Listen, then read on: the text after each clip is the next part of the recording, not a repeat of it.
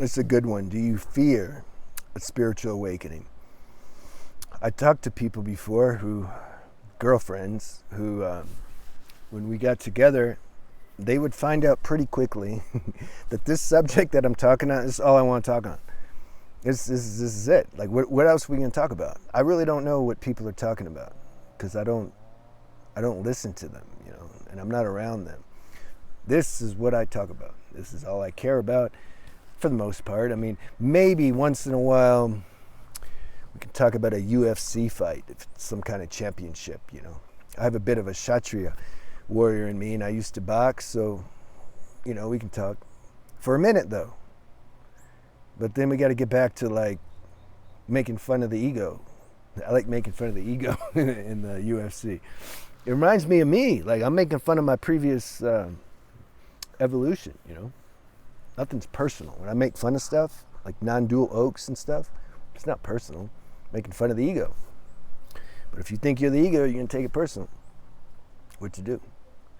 I mentioned before, when I was 12 or something, I had this blast spiritual experience where the peace that I felt inside was so palpable, like I felt like the Matrix. Like somebody shot me, like at the end, I'd just be like, nah.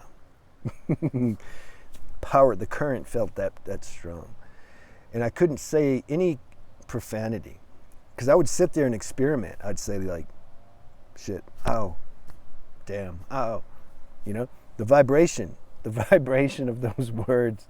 I was in such a sensitive state, I just couldn't handle it. And I just wanted to tell everybody I loved them. And it started tripping me out because I'm like, I'm a little too young for that. And so I can understand the fear about awakening because after that, I was like, I don't want anything to do with spirituality and if that's how I got to feel. But see, that's coming from ego. It's because I still had desires in karma to burn off. I still wanted to go to school and be the badass and rap and get attention and mat girls and fight guys. And you see, you can't do that if you're in your true nature. It's not possible. So that conflict made me really scared of spirituality. This is why I'm going to go back to what I was talking about, girlfriends. This is why people are scared, because I would talk, like at some point the girl that I was with would just find out like, this is all I want to talk about. And then I would say, well, yeah, like, what do you mean? What else are we going to talk about? And so then we would start to get into it. And I'd be like, how is this not the most important thing in your life, to wake up? Like, how? How can you care more about your business or, whatever the people care about? It's cool to care, but I'm saying, what's your primary care? How is this not your primary care? And then they all gave me the same answer pretty much. They're like, I'm not ready to just sit and be like Buddha or sit out in the woods. Or their mind has this projection and concept of what it looks like to have some awakening. But it's not that. If I would have hanged in there when I was 12, you know why it felt so strong? that current, that experience I had, because it was such a contrast. It was so strong. Like I wouldn't, the intensity wouldn't have stayed like that. It's impossible. It would have sobered up. The consciousness would have integrated that.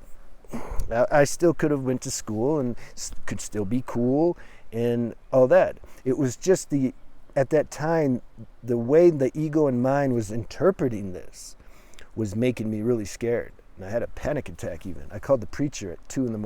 I'm like, bro, you got to help me get this spirit out. Insane, isn't it? Because afterwards, some days I'm like, what did I just lose? I think I lost the most important thing in eternity. Oh well.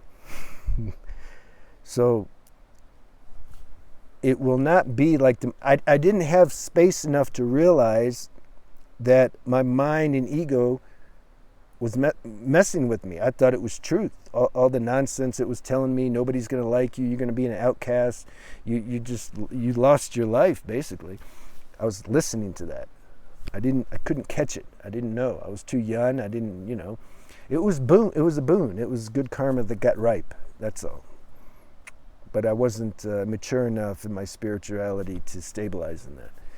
So other people, they also believe that on some level, that somehow by having an awakening, you're going to like miss out. You're going to have less fun. You're not going to be able to do stuff that you want to do. Maybe you want to be a lawyer. Oh, maybe I don't want to be a lawyer now. I'm awake. Maybe you like running track or playing soccer. Oh, I can't do that. That's too mundane of a level. I can't do that. Maybe I can't even get a girlfriend anymore. Like, I can't get a girl now. No girl's going to want to be with me. I'm like cheesy or too gay or something, What am I going to do? This is the mind. We'll come up with all that. What we don't know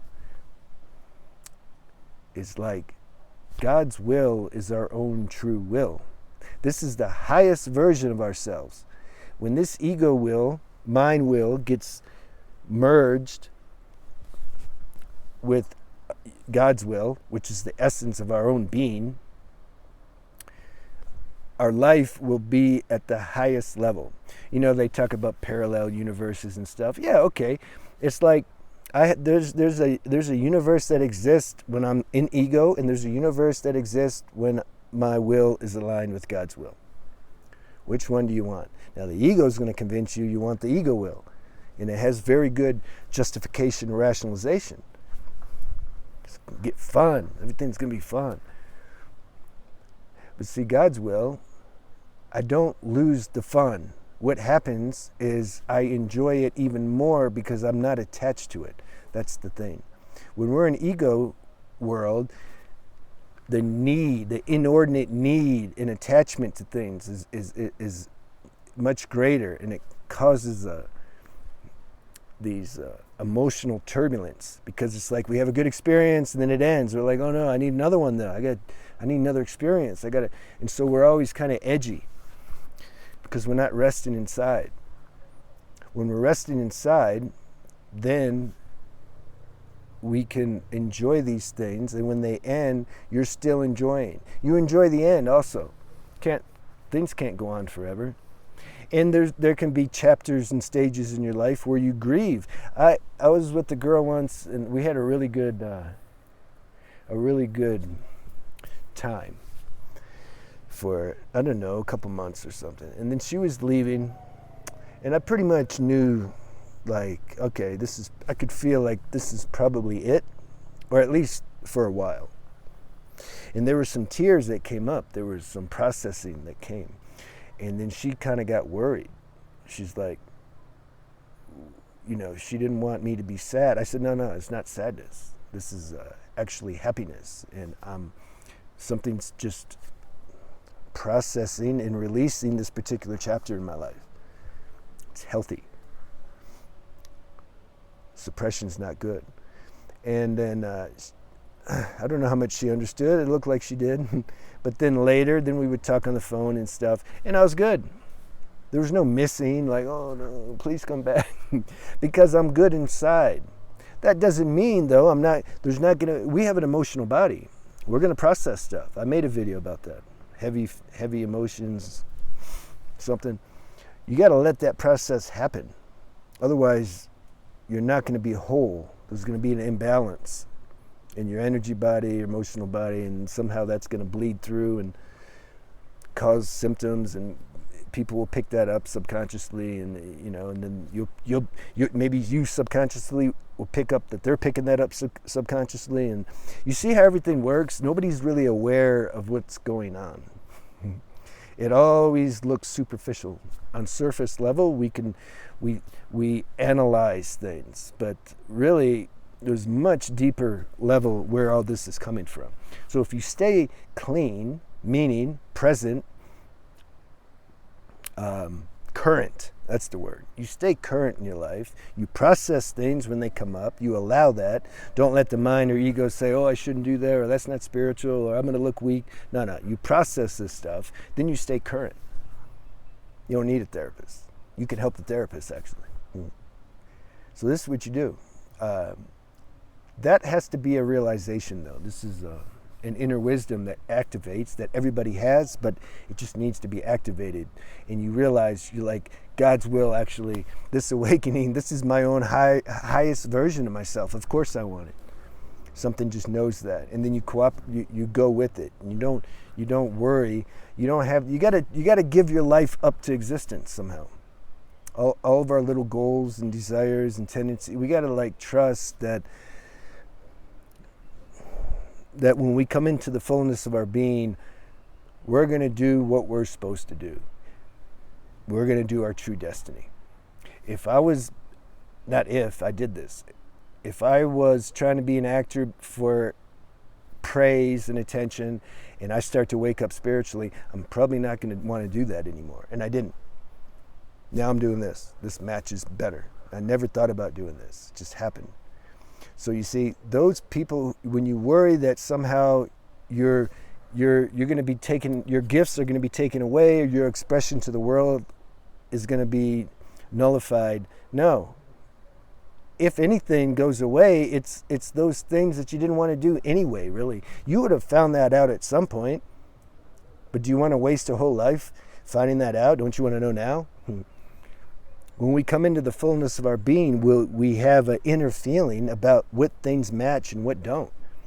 So you don't need to spend years trying something to see, oh yeah, this doesn't work. You have the wisdom, it cuts right in. You're like, yeah, this somehow vibration doesn't match. Like boxing, when I was boxing, I didn't want to box anymore. I'm like, I don't want to hit people and get hit anymore. If I have to, okay, but to do this voluntarily, like what's the point?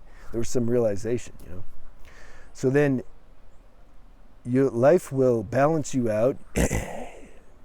Things will become clear. You have clarity, and then those things that you're supposed to do, you're going to do, and that's going to give you more joy than what you thought you would get from doing these other things that you're worried about them being taken away. Like everything's all backwards when we're in our mind. Something just has to trust existence, and that just happens. That's also an evolutionary thing, but somehow I feel these talks can maybe speed that up, which is the whole point. I can't IV anything to anybody, and nobody else can either. We got to go through the grind, the evolutionary grind on some level. But God helps to accelerate that by putting these tools in books and speakers and maybe plant medicine, etc., to help accelerate that. But even that's grace, to make us attractive to that. Grace is running this whole show. I'm making that video soon. I am. Is there even anybody here doing anything? Nothing exists. No, I'm not going to go there. Okay. I'll see you.